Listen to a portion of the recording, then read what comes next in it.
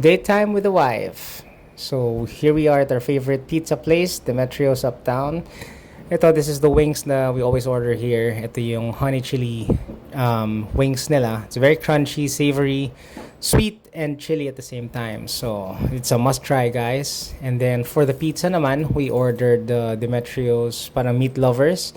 This is what we call the CDO style. So, dito nilang yan matatry sa Cagayan de Oro. It's basically, it tastes like, it's a deep dish pizza na may sesame crust.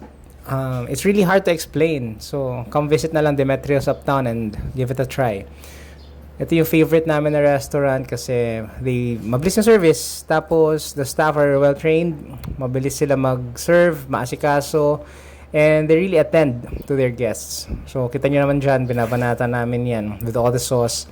Sauce nila, sila din gumagawa. And hopefully soon, magbenta sila ng sauce lang para maiuwi naman namin sa bahay. Kasi anything na lagyan mo ng sauce na yan would really take it to the next level.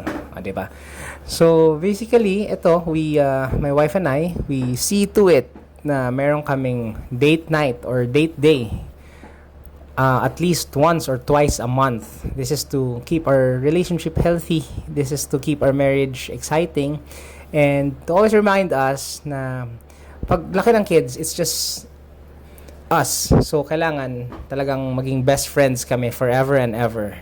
Walang hiwalayan till death do us part. So, yan, we're having dessert na. Yan yung ice cream na favorite namin. They also serve here in Demetrios. It's called Nenecitas ice cream. It's a local brand also. They use coconut milk. So, if you're lactose intolerant like me, this is the ice cream for you. It's really important na you pick a life partner na best friend mo more than just a lover.